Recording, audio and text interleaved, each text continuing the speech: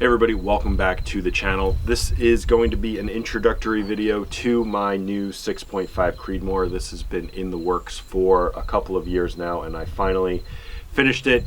I started assembling this or acquiring pieces for it back at the same time I built my 308, which was about 2.5 years ago. I finished the 308 first, but if you've been following along with my quest for a mile, you'll know that I maxed out that 308 at about 800 yards, and this one was always going to be in its somewhat configuration.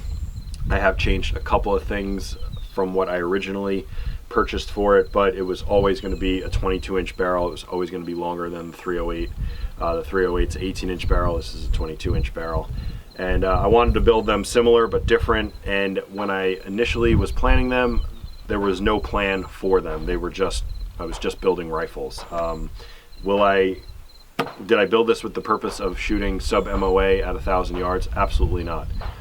Did I build this as being a specific dedicated hunting rifle? No, I did not. I just built them to shoot. And now, just so happened that I'm on this quest for a mile, and my plans for this are to shoot out to at least 1,300 yards and see what it does from there.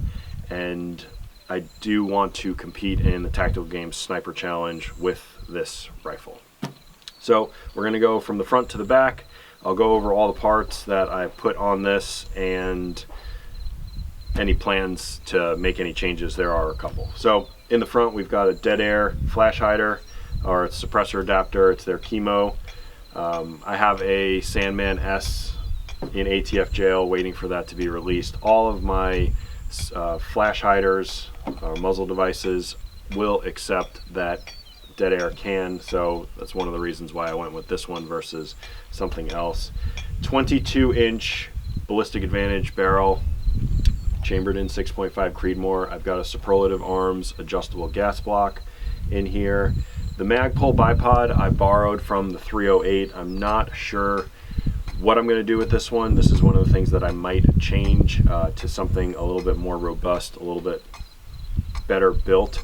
But in Magpul's defense, I have only shot this bipod from this rickety picnic table, and I don't think I gave it its fair chance. So we're going to try it on the floor and see if it's any better.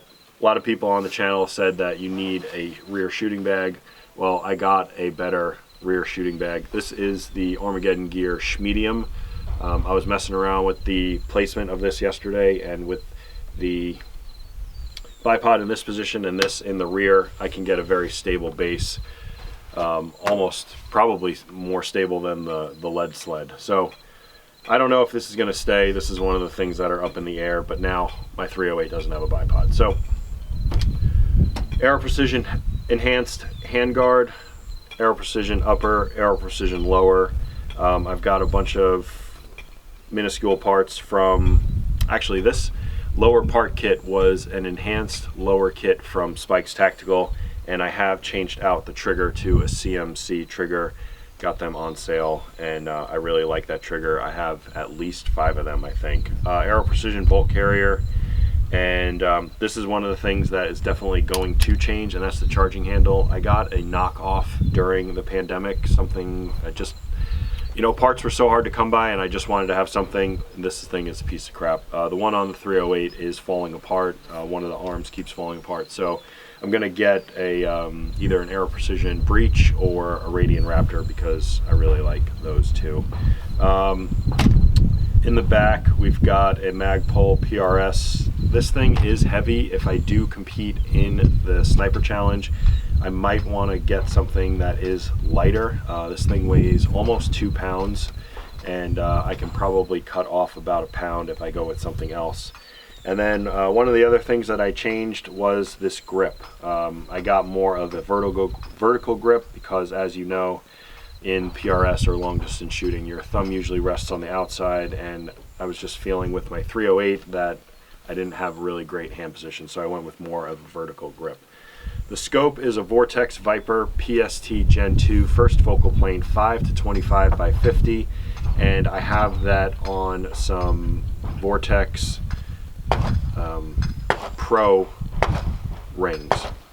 Now, the thing about these rings are, it's like you have a really nice scope, a really nice rifle, and then people cheap out on the scope rings. I got a middle of the road one, and if they just don't work out, what I'm going to do is I'm going to take these rings off, I'm going to move them to the 308.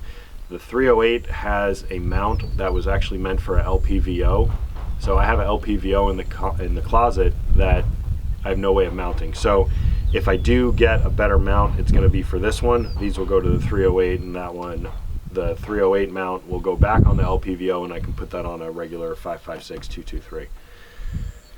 So that is the rifle. We have to do a function test. We have to tune the adjustable gas block, but I just wanted to kind of introduce you to what you're going to be seeing on the channel coming up soon.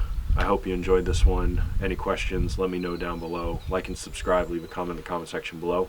We'll see you in the next video.